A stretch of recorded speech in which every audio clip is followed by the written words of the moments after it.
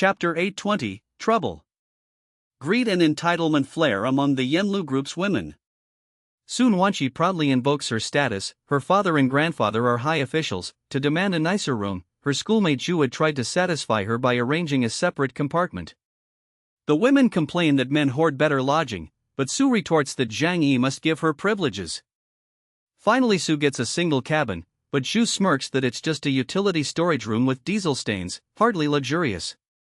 Sun Wanqi bursts into tears, demanding to eat the same fine meals as Zhu. When lunch comes, Su is outraged to receive only simple fare like the others. Zhu argues with the cook about rations. Zhang Yi intervenes cryptically from outside. He sides with Zhu, flatly ordering that Zhu's own supplies be cut to equal Su's. In shock, Zhu realizes Zhang Yi has cleverly undermined her. To protect Sun Wanqi, Zhang Yi has lowered Zhu Yong's food standard. All aboard are stunned by this reversal. Zhang Yi enjoys reversing fortune. Sun Wanqi had counted on Zhu's connection to get ahead, but now Zhu's own privileges are sacrificed. This sets the stage for Chapter 821. Chapter 821, I'm afraid of holding back. Furious, Zhu Yong confronts Zhang Yi. She demands Sun Wanqi receive the same standard Zhu enjoys, arguing that if Zhang allows his own sister on board with full privileges, he must not deny Su. Zhang Yi stares coldly for long moments, then feigns acquiescence, but in a cruel twist, he lowers Zhu's own rations to match Su's. Sun Wanqi and Zhu rejoice at first, thinking Zhu has given way, but then realize Zhang Yi has actually punished Zhu's food and comfort as payback. Zhu shouts in anger and betrayal, Zhang Yi, and Zhang silently relishes watching her lose face. In this argument, Zhang Yi exposes that Huang's own privileges are not immune. He dispenses with Zhu's vain bravado to teach her a lesson. The chapter ends with Zhu seething as Zhang Yi departs, his silent smirk confirming he played her demand. All along, Zhang Yi has manipulated social pressures to quash dissent. Zhu's naivete in championing Su's welfare becomes her own undoing. The fight continues into Chapter 822. Chapter 822, Gratitude. In Chapter 822, Gratitude, Zhang Yi and the others continue their tense sea voyage, dealing with both interpersonal conflict and life aboard the Jin Phone. The chapter opens with a heated exchange between Zhang Yi and Zhu Yong over Sun Wanqi's treatment at dinner. Zhang Yi firmly rebukes Zhu Yong for demanding special privileges for Su, her friend, and insists on strict equality. He agrees to let Su join the cruise dinner as Zhu Yong had requested, but only on the condition that Zhu Yong shares her own food with Su and accepts a week's punishment. Zhu's rations will be set to the lower Rockflow group standard. Zhang Yi makes it clear that as the ship's commander he will not tolerate favors to nobles or threats. Although Zhu Yong is resentful of his harsh tone, she reluctantly agrees to comply. In this confrontation, Zhang Yi demonstrates his unyielding principles. He treats everyone the same regardless of rank, and he refuses to bow to family privilege. Zhu Yong, who is the niece of the region's supreme commander, finds this humiliating. Nevertheless, she backs down, fearing the fallout with her father, Zhu Zhang, if she loses her temper, and promises to do as Zhang Yi orders. The upshot is that Sun Wanqi's dinner is restored, but Zhu Yong will eat her meals on the same level as common crew. After this clash, Zhu Yong and Sun Wanqi have a private conversation about the changing world aboard the ship. Sun Wanqi, initially upset that Zhang Yi dared to disrespect Zhu Yong, since Zhu is a highborn noble, questions whether she should have just accepted Zhang's treatment. Zhu Yong gently scolds Su for misunderstanding the situation. She explains that the old rules no longer apply. In this new post-disaster world, a person of Zhang Yi's caliber is practically godlike in some countries, and even the Jiangnan commander, Zhu Yong's father, treats him with deference. As Zhu says, even a supreme commander must win over someone of Zhang Yi's ability. She urges Su to adapt to reality, stay by her side, and help care for Tommy, presumably a child on board. Zhu Yong promises Sun Wanqi that if she endures these hardships and remains loyal, she will reward her later. Once the ship reaches Jiangnan Regional Headquarters, Zhu will find Sun Wanqi a respectable position. Touched and somewhat chastened by her sister's advice, Sun Wanqi quickly apologizes for causing trouble and vows to be grateful. The two affirm each other's loyalty. Su thanks Zhu for defending her honor, and Zhu insists there will be no more injustice so long as Su helps her. This exchange highlights Zhu Yong's growing realization that rank means little compared to survival and goodwill, and shows Sun Wanqi beginning to accept a new normal where obedience and gratitude to one's leaders, even unconventional ones like Zhang Yi, are key. Chapters 823 to 832. Chapter 823, All Talents. The scene opens on the Jinfeng, a refugee ship, where Che Haicheng and other survivors gather for a meal. Che Haicheng jovially distributes food, joking with Xie Yunfan and others. The conversation turns lightheartedly raucous. Colleagues mock Che for relying on favors, even sexual ones, to acquire luxuries, and he retorts by reminding them how he got rich by marrying into a fortune. The mood is boisterous but tinged with survivor resignation. Meanwhile, Bai Mo, one of the Yenlu group survivors, gazes out the porthole, worrying about his wife and daughter back home. He confesses that after a half-year of failed rescue attempts, they unexpectedly boarded this ship bound for the Huashu Kingdom. Bai Mo fears they may be traveling farther away from his homeland than ever. His question, "I wonder if we still have a chance to return to our hometown?" sows reflection among the group. Rudolph, a burly Prussian crewman, and others joke, but the despairing sentiment lingers. At chapter's end, tensions remain dormant, characters bond over jokes, and Bai Mo is left musing on their uncertain fate in the icy oceans. Chapter 824, Fin Dragon. Che Haicheng catches Jin Jimei excitedly admiring a diamond he procured by selling favors. He scolds her, insisting that such trinkets are useless in the post-apocalypse world, they should ask for practical supplies instead. Jin Jimei is frightened by Che's temper but promised to heed his advice. Meanwhile, Zhang Yi, the ship's captain and a powerful mutant, feels a sudden unease on the bridge. His echo-time ability heightens his danger sense. He suspects the Fin Dragon, a gigantic mutated sea creature he wounded earlier, is lurking nearby. Zhang Yi rushes to the control room to check the radar. Old Tian reports no unusual blips, only ordinary 5-meter sharks passing by. Zhang Yi instructs increased vigilance and additional night watch, wary that the Fin Dragon could strike if the ship is weakened. He also authoritatively orders that the overworked cook, Old Xia, be given relief. It's revealed Old Xia's backache is a cover for embarrassment. Surveillance cameras have captured crew using the bathrooms, and Zhang Yi already knows everyone's secrets. To reward the crew for loyalty, Zhang Yi had earlier stocked the ship with luxuries, cigarettes, snacks, even isolation bags for cabin fever. The chapter ends with Zhang Yi's wry observation that those who benefited under his strict command nevertheless genuinely respect him for his care. Chapter 825, Lu Zhangnan, Ad 1. Zhang Yi remains on high alert for the Fin Dragon, recalling that its power index, around 9000, could easily capsize the Jinfeng with one blow. Without heavy weapons, the ship's crew relies on Zhang Yi's mutant strength and advanced radar to warn of threats. Down in the ship's galley, Chef Xie Changming selects Lu Zhangnan, a mild-mannered Chinese cook, as his assistant. Lu quickly proves competent, pleasing Xie and becoming well-liked among the crew. The daily routine continues. Cards, cigarettes, and plenty of food keep morale steady. Zhang Yi's generosity toward the refugees, thoughtful rationing and care packages, earns him genuine loyalty beyond fear. Interpersonal tensions simmer. Zhu Yonk, Zhang Yi's haughty ward, quietly persists in flattering him despite rebuffs, while her cynical friend Sun Wanqi looks on disapprovingly. Zhang Yi tolerates only Zhou Kor's presence and care. He openly ignores Sun Wanqi's cold attitude.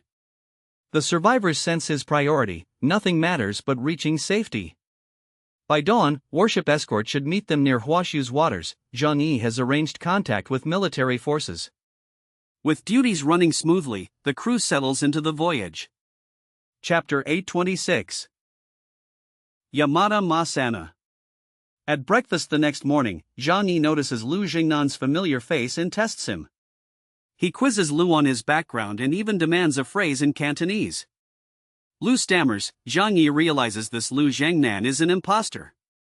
He loudly exposes him as Yamada Masana, president of a Japanese conglomerate, Neon Yamada, who had posed as a Chinese cook. The crew erupts. Distrust of Neon, Japanese, is acute. Recent Ronin raids killed thousands of Huashu civilians, and they immediately beat the middle-aged Yamada mercilessly.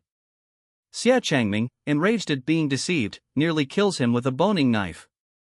Zhang Yi intervenes at the last moment. He tells Xie to stop, then orders the men to dispose of Yamada.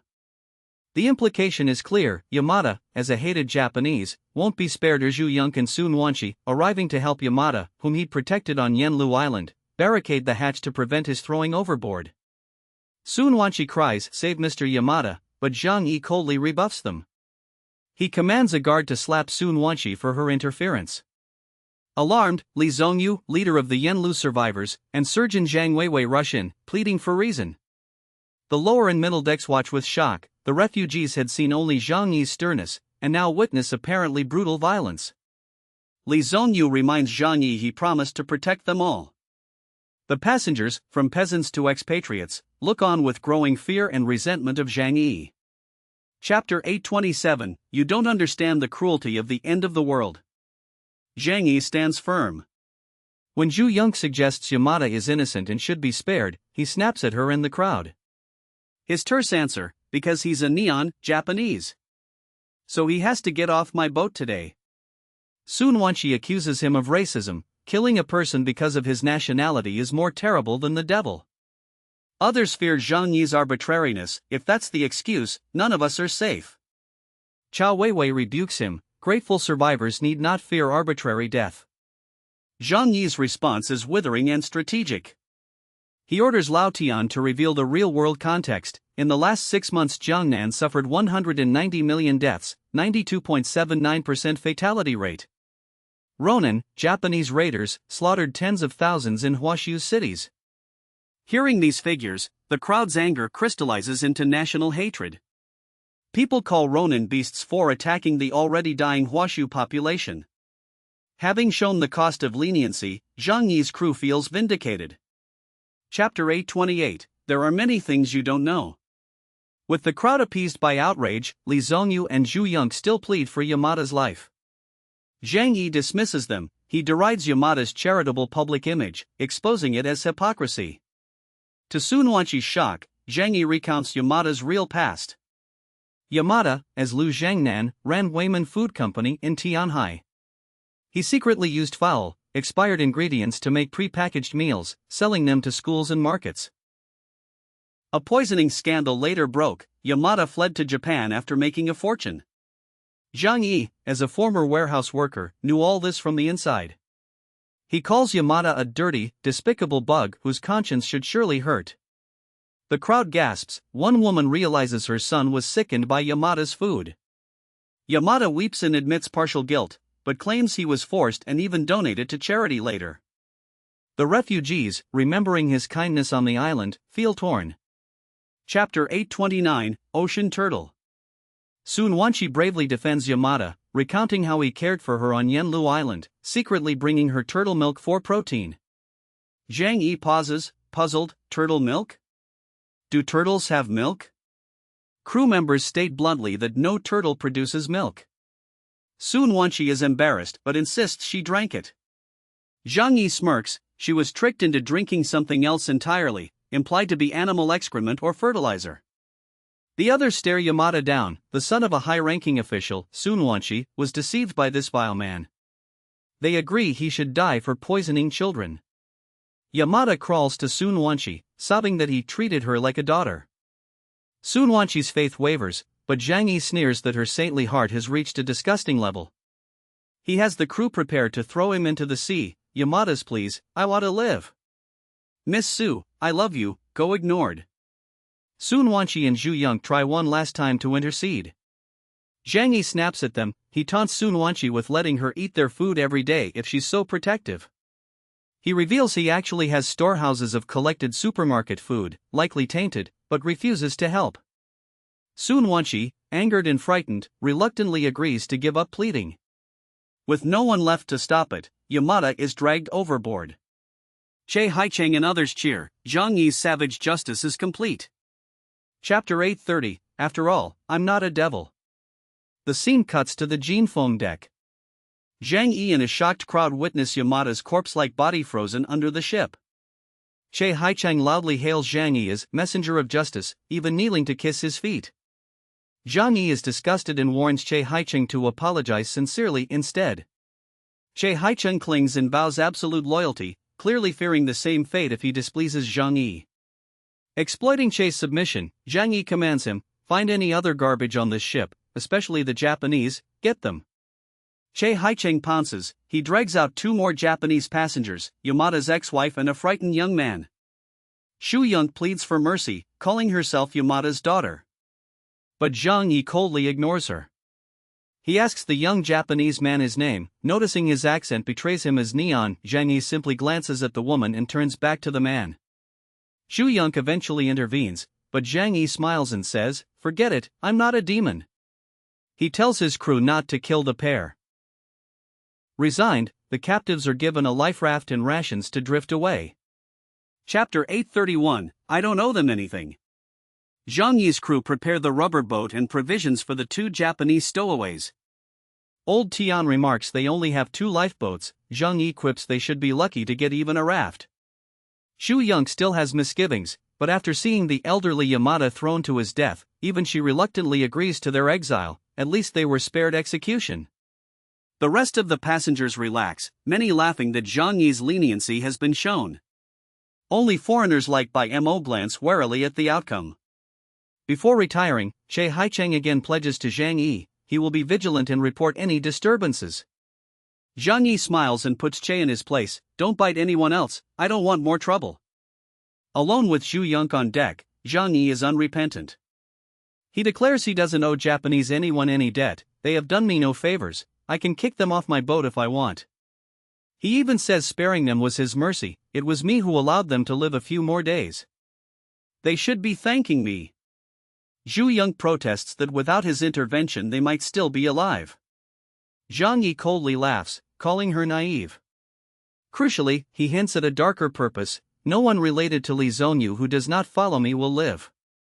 He reveals that the secret of the source, some crucial plan, must remain hidden. Xu Yonk is stunned. Zhang Yi, bored, leaves her to ponder it. Chapter 832, Panic. In the survivors' quarters, Li Zongyu is shaken. He worries Zhang Yi's brutality may backfire, but advisor Ma Wenzhang, the wise spiritual leader, reminds everyone that in this apocalypse, only ruthless strength ensures survival. He argues that Zhang Yi's harshness is necessary. Food, security, and survival demand strict measures. The group calms except for Zhang Weiwei, who still feels Zhang Yi went too far, punishing by association. Ma Wenjing points out that in times like these, individual compassion must be supported by force. In a chaotic world, compassion for the world requires strength. Meanwhile, in Bai Mo's cabin, fear grips the foreigners. Bai Mo, racked with guilt, fears he could be frozen into an ice block like Yamada and faints. Eisenman and the others overhear and hastily declare support for the captain's decisions to save themselves. They panic at the thought of defiance. Che Haicheng bursts in, mocking them. "When did everyone become so virtuous? Too bad it's too late to apologize." He then proclaims himself Zhang Yi's spokesman, sternly warning them not to speak ill of him under penalty. The atmosphere chills. The chapter ends with Che Haicheng receiving word from a crew guard, a survivor from the Silla Island mission, an old ally, seeks Zhang Yi, likely with news. The stage is set for Zhang Yi to address another critical matter. Chapters 833 to 842.